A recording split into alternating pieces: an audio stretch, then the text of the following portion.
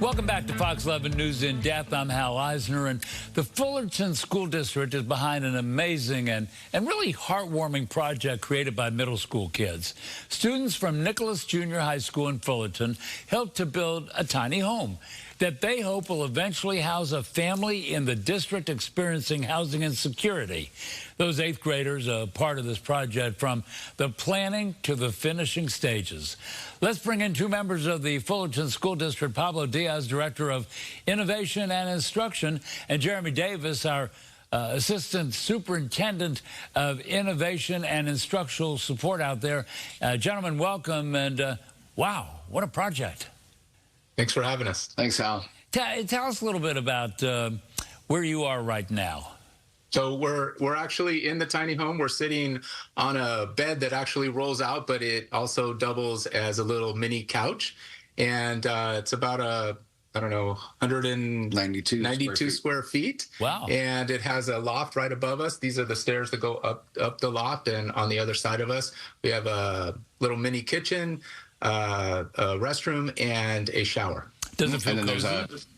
there's a sort of a master or primary bedroom right around the corner with a queen bed. So queen down below, a queen up top, and then a full that pulls out below us.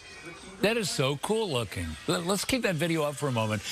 Talk to me a little bit about what we're looking at there. This is actually a wall that separates the primary sleeping area from the rest of the tiny house. So these bars serve as a ladder. And then there's some area for decoration.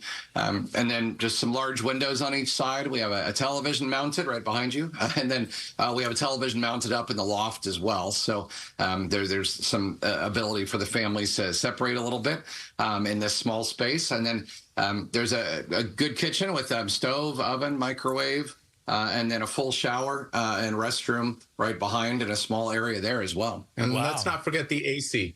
Oh, yes. Yeah. Whose idea was this? I mean, how did this project get started? It actually came out after the COVID slumber in 2022. Our district wanted to get back to innovating, and our department got together with myself and a few colleagues, and we hashed out some ideas, and we pitched the superintendent along with Jeremy and our other assistant superintendent of human resources.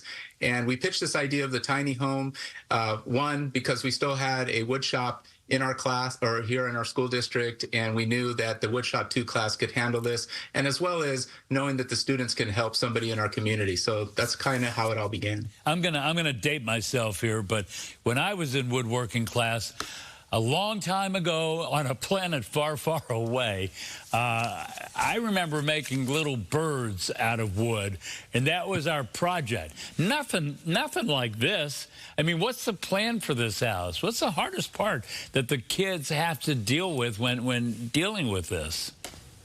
You know, there were a number of things. We got the plans actually from a young lady named Anna White, who has a wonderful blog online. She lives up in Alaska, and she makes tiny homes and furniture. And so we found her plans, and they looked amazing. And our architect said, yeah, these are really good. We're going to make a couple little tweaks for California, but these are great. We can build on this. So really the students were mentored constantly, which was great. We have a company called New Dimensions that helped us out a lot. So things like the high up roof, because we are on a trailer, because we'll tell you in just a minute how we're going to roll this over to another property for where the family is going to live. But you're 12 feet in the air working on the roof. So instead of doing that, the adults would do that.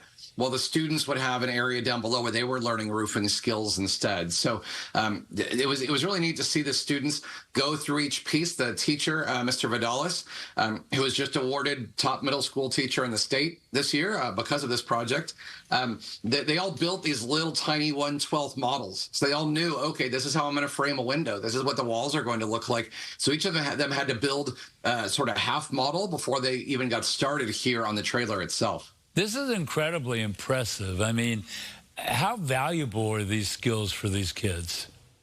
They're enormous. You talk about real world learning in school. And a lot of times it's just talked about. These students are actually doing it. And with all the other interviews that they've been doing, they've gained a lot of other skills in the area of communication. But knowing that their hearts have been changed too, because they know it's all going to one of our homeless families that's identified in our district, it's huge. You know, I was going to ask you about their reaction, because I would imagine that they have sort of a multi-layered feeling of reactions. It's got to be that they're proud of what they've done. It's got to be that they feel hopeful for somebody else who's going to benefit from what they've done. That it has to have helped their confidence. I mean, there's got to be a whole lot of stuff going on there. Absolutely. In talking with a few of the students, they've talked about how in the past they were really independent workers, and they liked doing projects on their own. But now they understand how important it is to work as a group and to collaborate together.